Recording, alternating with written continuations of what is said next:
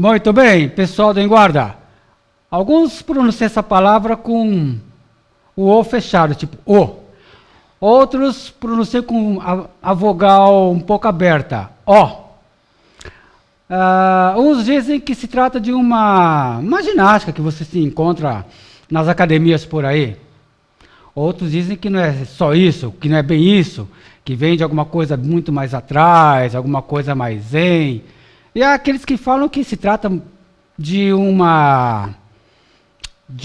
sistema praticamente quase espiritual.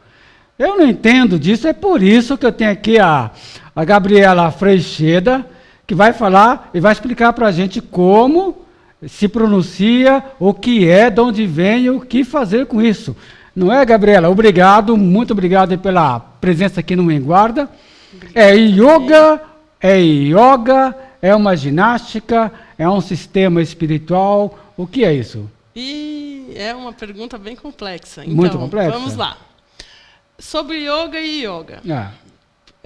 Na língua original, na Índia, pronuncia-se yoga. Na Índia não existe O aberto. Né? No sânscrito, que é uma língua antiga, que já é uma língua morta, assim como para nós o latim é a língua morta original do português, o sânscrito é a língua morta que origina várias línguas indianas, não apenas o hindi. Né?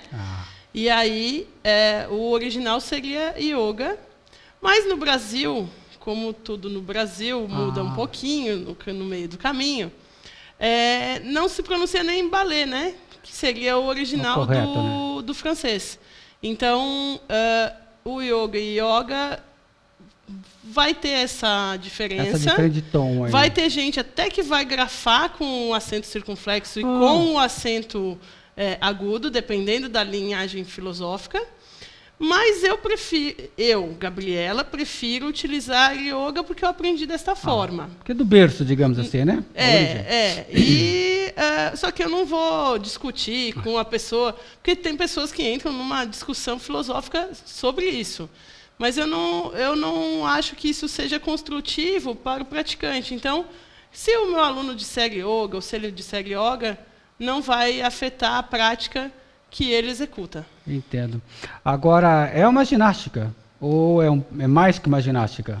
É mais que uma ginástica. Se fosse apenas uma ginástica, faria parte da educação física, seria, né, inclusive a gente não faz parte das modalidades agregadas à educação física. É uma filosofia, né? Ela pode também ser levada para o lado espiritual, isso vai depender da linhagem de yoga que se pratica. Porque existem mais de 108 linhagens de yoga. Essa é a pergunta que eu ia fazer. Se existe uma só em todo lugar. Agora você diz que são mais de 100? São mais de 100. E isso os yogas antigos, aceitos dentro da própria Índia. E depois ainda tem os yogas modernos, que foram derivando-se desses yogas antigos. É muito interessante. No Ocidente, no Brasil, no Ocidente, a variedade é grande de sistemas, tipos de yoga que existem no Brasil. O predominante é o Hatha Yoga, né? E aí tem as variáveis do mestre Iyengar, é bastante conhecido, que é a Hatha Yoga segundo Iyengar, né? Existe também o Hatha Yoga segundo Sri Pratap Jois, que no caso do Pratap Jois não é Hatha Yoga que eles chamam, eles vão chamar de Ashtanga. Esses nomes difíceis são todos mestres lá da Índia, que você está dizendo? Sim, todos mestres lá da Índia.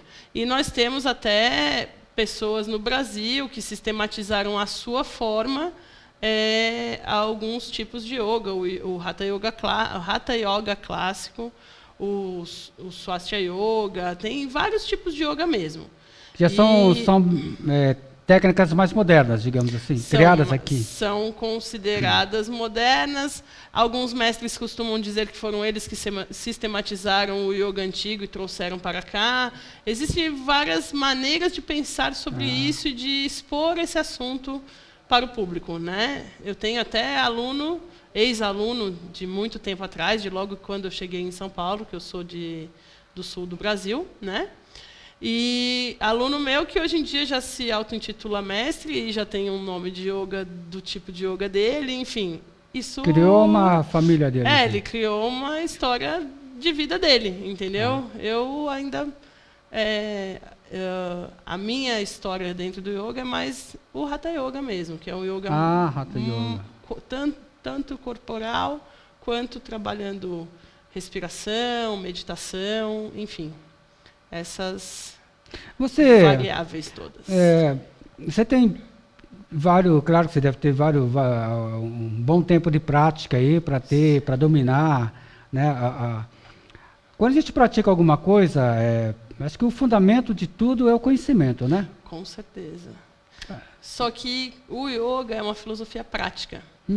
Então, se não houver a prática, além desse conhecimento, desse estudo, ela se perde, né? Você não aplica aquilo que você está filosofando sobre, vamos dizer assim, né? Na Índia é muito... isso chama-se, essa coisa de a filosofia ser uma filosofia prática, chama-se em sânscrito de Prakriti. Olha que incrível, bem legal. Parecido. Bem parecido. Exatamente. Ou seja, você fazendo, ao mesmo tempo você está fazendo esse intercâmbio do externo com o interno, né? Exatamente. E trabalhando não só o corpo, como a mente e a tua energia sutil, né? Como é a energia sutil? Como é a energia sutil? Como é o que é, digamos. Vamos começar por uma energia que não é tão sutil assim, mas que para a gente parece sutil, para começar a quem nunca ouviu falar a entender sobre isso. Nós temos o nosso corpo físico. Estamos aqui, dá para pegar, dá para sentir, estamos na terceira dimensão. Esse é o corpo físico. E nós temos também o nosso corpo energético, que, segundo Foto Killian, segundo várias outras linhagens de pensamento, ele está aqui, ao nosso redor, e ele é um pouco mais expandido do que o nosso corpo físico. E nós temos também a nossa respiração, onde nós absorvemos o oxigênio, segundo a ciência, oxigênio entra no corpo, sai do corpo em forma de gás carbônico. A gente faz uma troca gasosa dentro dos pulmões. Segundo a filosofia hindu, não temos apenas o oxigênio nessa história. Temos uma coisa chamada prana. Prana, para o indiano, para o hindu, para o yogi, é o nosso maior material de trabalho. O prana é a bioenergia, é o substrato que sustenta a vida. Espera aí, só. Tem oxigênio, gás carbônico. Isso é uma coisa científica. Que a gente conhece, que a gente sabe que acontece. A gente aprende na escolinha. Exatamente. Só que lá na Índia, há mais de 1000 anos atrás, os caras já falavam em energia, já falavam em prana. E eles falam do prana, que entra através da respiração e que também a gente absorve de outras formas, como a luz do sol, como as águas de uma cachoeira, como as águas do mar, como os alimentos crus vivos, frutas, verduras, né? Não o bichinho vivo, os alimentos crus, os não industrializados, né? A cana-de-açúcar, se você chupar um pedacinho de cana-de-açúcar, ele tem prana. Se você pegar o pozinho do açúcar para essa linhagem de pensamento, ali não tem energia na forma de prana. Né? A gente tem energia em forma de caloria. Na cana-de-açúcar você encontra, você tem isso na cana-de-açúcar. Exatamente, porque ela tá ela não está em estado totalmente morto quando você pega um pedacinho dela. Isso é um exemplo, né, para ficar mais claro. E essa energia alimenta o teu corpo, né? Então, quando a gente faz pranayama, que é uma técnica que é de respiração, nós estamos absorvendo o prana de forma consciente. E existem várias técnicas de pranayama dentro do yoga. Mais de 50 técnicas de pranayama. Ou seja, você trabalha dentro de todas as formas de ginástica, vou usar essa palavra leiga, né? Dentro de yoga, ainda tem esse trabalho específico para canalizar a energia. Sim, vários trabalhos, inclusive não só o pranayama. O pranayama é um dos trabalhos, né?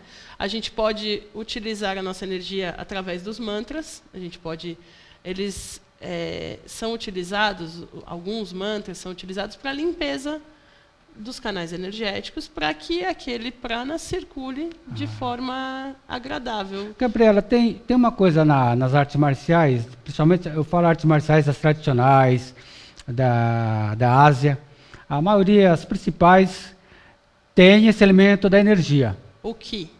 O Ki, né, no Japão, o Chi na China. Na China. Existe uma relação nessa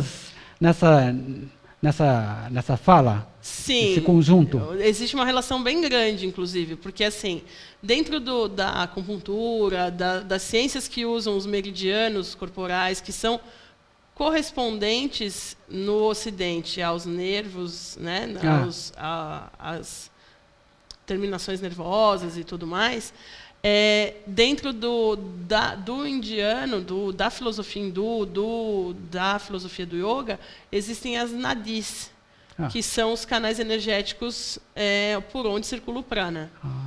Então, assim, só que eles têm um desenho, um caminho um pouquinho diferente dos caminhos dos meridianos da acupuntura. Só que eles são bem semelhantes. E a captação do prana é feita através das nadis, e existem várias nadis menores, né, que estão... Quando você faz este gesto, em prece, que a gente chama de pranam mudra, ou... nossa, me fugiu a palavra. Tem um outro nome para esse mudra. Quando você une as palmas das mãos, você tem aqui nas mãos 35.000 subchakras. E você está encostando uns nos outros. E quando você faz a palma da mão, você está estimulando esses subchakras. É muito incrível. Inclusive, a gente estava conversando com o pessoal de uma escola e mostrou uma imagem da mão, e literalmente com os mapinhas. A reflexologia. É isso, né? Então. A reflexologia é da China, né? Tem algumas vertentes da medicina chinesa. No caso do yoga, a gente não chega nessa vertente de massagem, etc., nas mãos. Essa estimulação ela é só individual através das palmas nos mantras. Não é. Mas o importante é que existe uma correlação. Isso é muito interessante. O que prova que não é assim, uma doutrina doméstica, caseira, cultural, específica de um lugar. Se é uma coisa praticamente que está em várias culturas... Está na humanidade, né? Está na humanidade. Do que nós diríamos do coletivo humano, não é isso? Sim, exatamente. E como que o yoga chegou aqui para o Brasil? Tem essa história? Tem essa história, e essa história é um pouco controversa, porque eu não sou desse tempo, né? Então, a gente ouve, né? Mas tem desde Indra Devi, que foi uma yogini. Isso nós estaremos em que ano, mais ou menos? Olha, a entrada do yoga no Brasil com mais força é início dos 60, 61, 62, mas o boom é lá para 69, 70. A gente vai falar... Aquela época hippie e tal. Legal. Porque daí dava uma misturada nessa coisa. Foi a fase que o homem ocidental despertou para que o corpo não era só o corpo. Então, nosso cronômetro está zerando ali, ó. A gente vai fechar esse round aqui, entendeu, Gabriela? Tá joia. Para voltar com o yoga hippie aí depois. Pessoal, a gente retorna daqui a pouquinho, muito legal, bacana.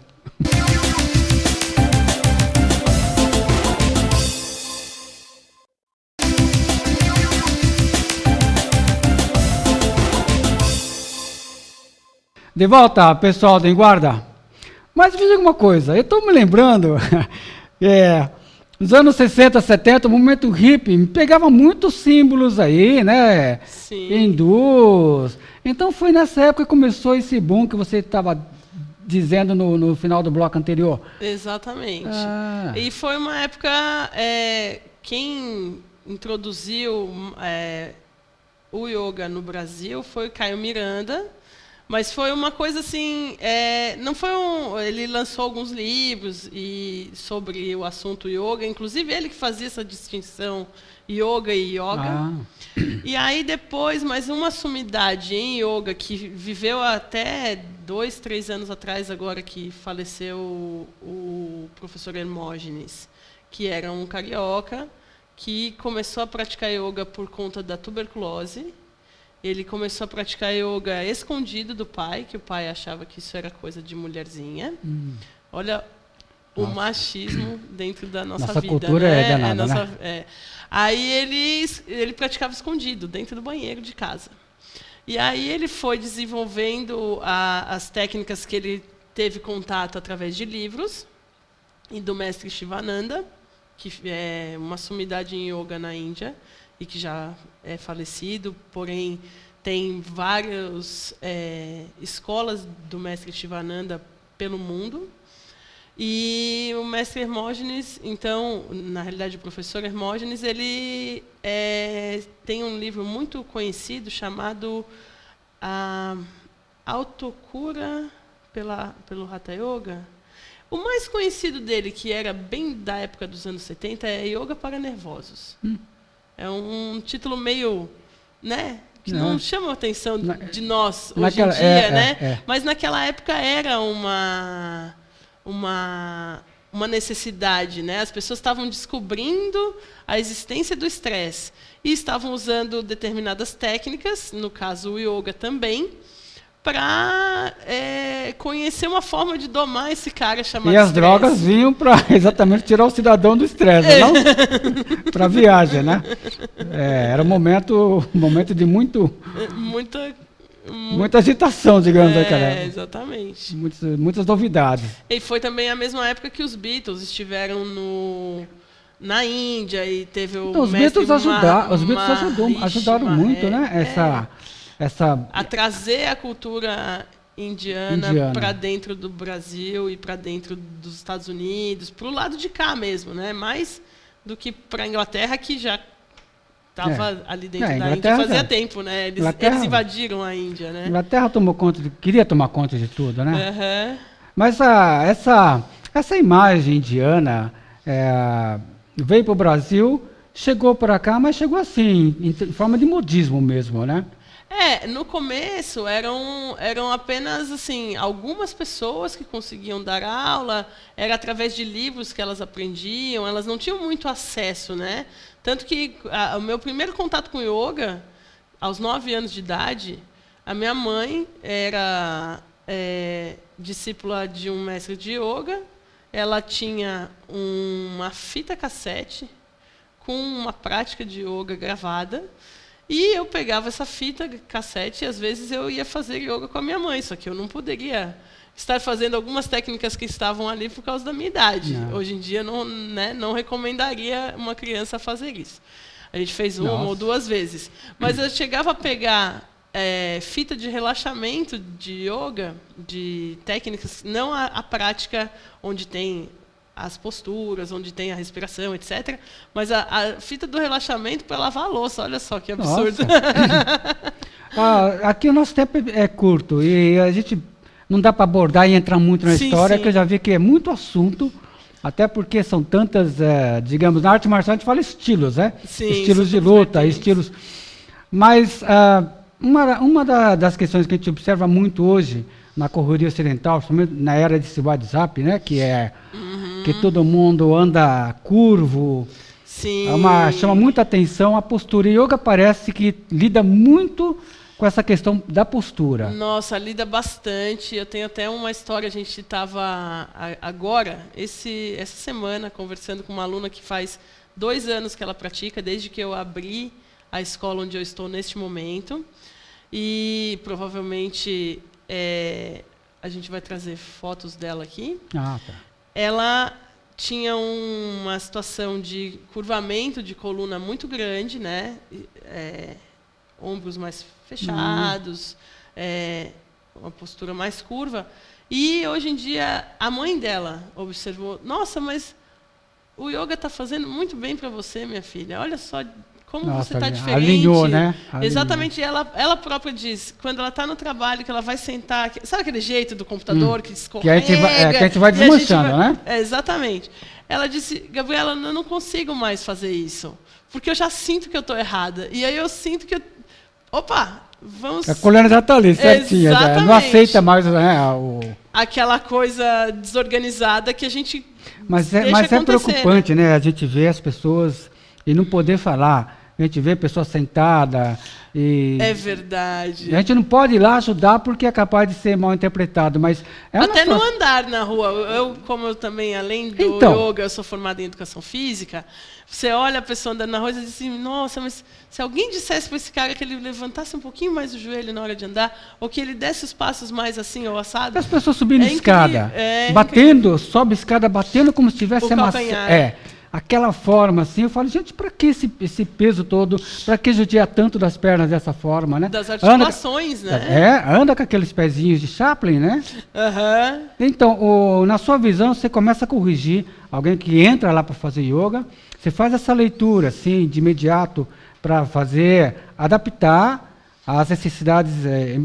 Então, a primeira visão é adaptar-se ao aluno. Não é você, você tem que se adaptar ao meu método e acabou. Não é isso. Isso eu aprendi muito quando eu tive uma lesão, fui fazer a Iyengar Yoga. É uma coisa bem importante que o yoga se adapte à tua necessidade, à tua possibilidade. E depois... Com o tempo, né, isso vai mudando. A pessoa vai se adaptando ao método porque ela vai tendo esses instrumentos. Vai dando a resposta, né? Vai tendo a resposta, vai tendo fortalecimento, vai tendo mudanças no seu corpo mesmo. Eu sou um exemplo de mim mesma. Eu era uma pessoa que tinha isso fechado também. Ombro fechado. Professora Gabriela, você recomenda a prática de yoga para quem pratica outra atividade? Sim, sem grandes restrições. Não há nenhum choque? Não entra em choque.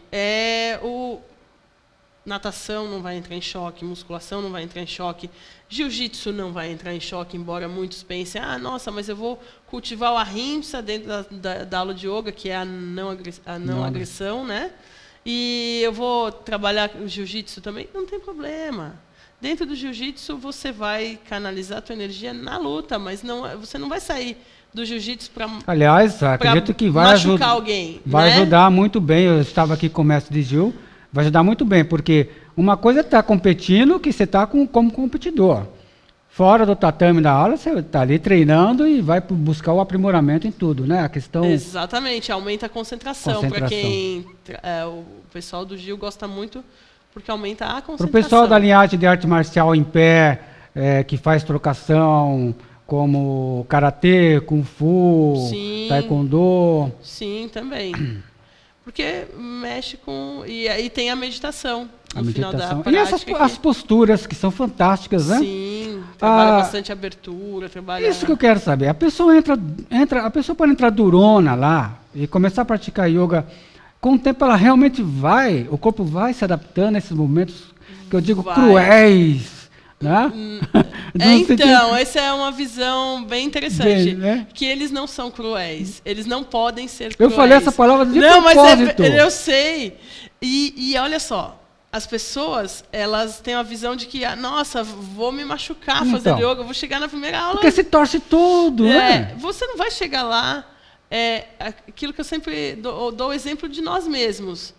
Você não saiu da barriga da sua mãe correndo. Não. Você ficou no colo, você ficou em pé, você andou e depois você correu, né? E às vezes a gente ainda corre meio mal, né? Então é a mesma coisa. A gente vai entrar na prática e vai respeitar a nossa necessidade. Você tem essa história de pegar assim um cidadão lá que entra sedentário mesmo. Sim. E de repente ele está lá todo naquelas posturas, o pé na cabeça, né? Vira uma mola, vira uma... Não é isso? Uma coisa fantástica, umas posturas lindas, né? É verdade. Na realidade, o fim do yoga não são as posturas. As posturas são um meio de você poder manter o seu corpo Vamos de novo nessa harmonia. Parte. É isso que a gente que está de fora, essa questão. A postura... Ela não é uma representação, seria isso de um objetivo. Ela vai te ajudar, ela vai te fortalecer, ela vai te alongar, ela vai te deixar com o corpo preparado para a meditação, por exemplo, que é o que vem antes do samadhi, que seria a busca da perfeição dentro do yoga, né? A perfeição, que eu digo, não a perfeição corporal, ela é a perfeição além do Você falou uma coisa legal, professora, eu estava vendo, e não é de agora, mas alguém chegou assim para um documentário sobre a Índia, que é um país que eu gostaria muito de conhecer, toda aquela região, nossa, seria demais. E ele disse o seguinte, porque o povo na Índia, e mostrava aquele povo feio para nosso olhar, o pessoal descabelado, sem dente, lá naquela situação que a gente fala, não, povo de favela, e essa imagem do documentário. Uma situação de miséria, vamos dizer. Isso. Assim. E aí, de um povo abandonado mesmo, largado, sem cuidado, sem asseio, sem nada. Só que depois, e a gente ficava com aquela imagem, né? Nossa. Aí ele explicou. O hindu, o indiano, naquela área que ele estava, eles não têm menor interesse para o lado estético, o lado físico, porque eles estão concentrados no interior deles. O interior que tem que estar valorizado. É isso, eu falei, isso nunca mais saiu da minha forma de ver. Né? Então, quando você fala da postura, por isso que eu disse, né, a postura acaba sendo uma porta cada movimento acaba sendo uma porta aberta para a pessoa entrar no seu interior. Sim, e a coluna é a mestra do corpo. Então, se você tem a coluna ereta, os ombros expandidos, a coluna é mestra do corpo, fantástico. Você tem o espaço para poder expandir a bioenergia, para fazer circular esse prana. Então, o que a gente costuma falar é que o que você precisa para fazer yoga? Um par de pulmões e a coluna e a cabeça no lugar. Não precisa mais nada além disso. Você pode praticar yoga se você tiver uma deficiência, você pode praticar yoga se você tiver uma idade mais avançada, você pode praticar yoga quando você é criança. Só que existem adaptações e métodos para cada ser humano, né? Você não vai colocar um yoga mais puxado, mais difícil, para uma fase da vida que não é isso que o teu corpo pede. E a grande diferença é sempre trazer para o lado interior, sempre desenvolver essa questão. Exatamente. Nossa, que bacana, viu? Uma conversa assim seria bom se tivesse mais tempo, né, exatamente. Professora? Para pegar o yoga e, né? Mas você vai voltar com alguma prática aqui com a gente, não vai não? Vamos lá. A gente retorna aqui numa outra oportunidade para mostrar uns movimentos aqui e essas maravilhas que o corpo humano é capaz de fazer com a concentração, né? Exatamente. Obrigado, muito obrigado, viu, foi uma aula hoje, viu, pessoal? Mais de 100 sistemas de yoga. O Hatha Yoga é o mais popular aqui no Brasil. E nós conversamos com a professora Gabriela. Muito obrigado. Obrigada, obrigada, Márcio. Pessoal, a gente retorna outro domingo.